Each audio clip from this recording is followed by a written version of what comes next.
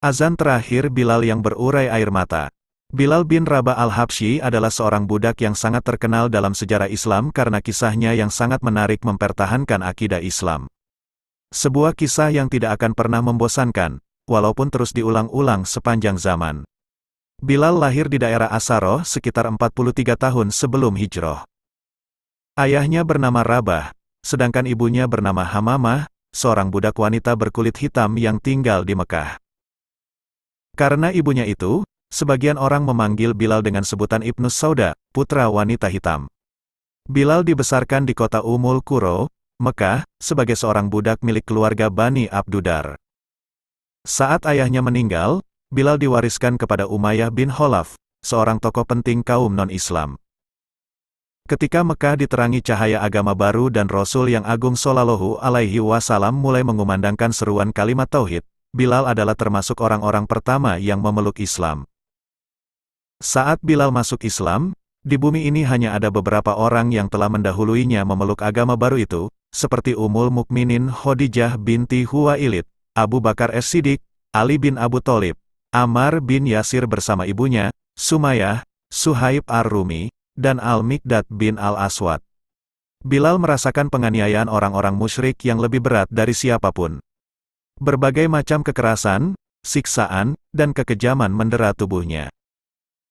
Namun ia, sebagaimana kaum muslimin yang lemah lainnya, tetap sabar menghadapi ujian di jalan Allah itu dengan kesabaran yang jarang sanggup ditunjukkan oleh siapapun. Bilal adalah sahabat Rasulullah sekaligus muazinnya Rasulullah, ialah yang selalu mengumandangkan azan sepanjang hidup Rasulullah.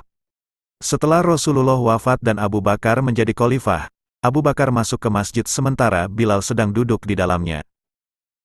Ketika masuk waktu sholat, Abu Bakar berkata, "Bilal, kumandangkanlah azan segera."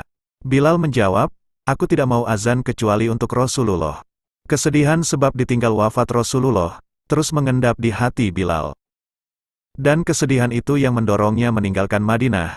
Dia ikut pasukan Fath Islami menuju Syam, dan kemudian tinggal di Syam, Syria. Lama Bilal tak mengunjungi Madinah, sampai pada suatu malam, Rasulullah hadir dalam mimpi Bilal, dan menegurnya. Setahun kemudian, ia bermimpi didatangi Rasulullah. "Apakah kamu tidak rindu padaku? Kenapa kau tidak mengunjungiku?" Kata Nabi di mimpi. Bilal kaget dan langsung bergegas pergi ke Madinah dengan memacu kudanya. Setibanya di Madinah, Bilal segera menuju makam Rasulullah. Tangis kerinduannya memuncak, cintanya kepada Rasulullah begitu besar. Cinta yang tulus karena Allah kepada baginda Nabi yang begitu dalam. Pada saat yang bersamaan, tampak dua pemuda mendekati Bilal. Kedua pemuda tersebut adalah Hasan dan Hussein, cucu Rasulullah. Masih dengan berurai air mata, Bilal tua memeluk kedua cucu kesayangan Rasulullah tersebut. Umar bin Khattab yang telah jadi khalifah, juga turut haru melihat pemandangan tersebut. Kemudian salah satu cucu Rasulullah itu pun membuat sebuah permintaan kepada Bilal. "Paman, maukah engkau sekali saja mengumandangkan azan untuk kami? Kami ingin mengenang kakek kami." Umar bin Khattab juga ikut memohon kepada Bilal untuk kembali mengumandangkan azan di Masjid Nabawi, walaupun hanya satu kali saja. Bilal akhirnya mengabulkan permintaan cucu Rasulullah dan Khalifah Umar bin Khattab. Saat tiba waktu sholat, Bilal naik ke puncak Masjid Nabawi, tempat ia biasa kumandangkan azan seperti pada masa Rasulullah masih hidup. Bilal pun mulai mengumandangkan azan. Allahu Akbar. Ia kumandangkan, seketika itu juga seluruh Madinah terasa senyap. Segala aktivitas dan perdagangan terhenti. Semua orang sontak terkejut. Suara lantunan azan yang dirindukan bertahun-tahun tersebut kembali terdengar dengan merdunya. Kemudian saat Bilal melafazkan, "Asyhadu an la ilaha illallah." Penduduk kota Madinah berhamburan dari tempat mereka tinggal, berlarian menuju Masjid Nabawi. Bahkan dikisahkan para gadis dalam pingitan pun ikut berlarian keluar rumah mendekati asal suara azan yang dirindukan tersebut. Puncaknya saat Bilal mengumandangkan, Asyhadu anna Muhammadar Rasulullah.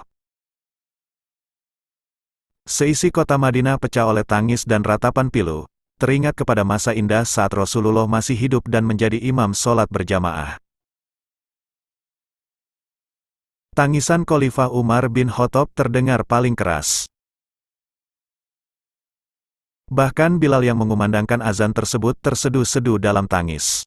Lidahnya tercekat, air matanya tak henti-hentinya mengalir. Bilal pun tidak sanggup meneruskan adzannya, ia terus terisak tak mampu lagi berteriak melanjutkan panggilan mulia tersebut. Hari itu Madinah mengenang kembali masa saat Rasulullah masih ada di antara mereka. Hari itu, Bilal melantukan azan pertama dan terakhirnya semenjak kepergian Rasulullah. Maha Suci Allah, kisah di atas telah mengaduk-aduk cinta dan kerinduan kita kepada Rasulullah Shallallahu Alaihi Wasallam. Kisah yang mampu membuat kita meneteskan air mata tanda cinta dan rindu kepada baginda Nabi. Semoga kita bisa mendapatkan syafaat dari Rasulullah dan dikumpulkan bersama beliau.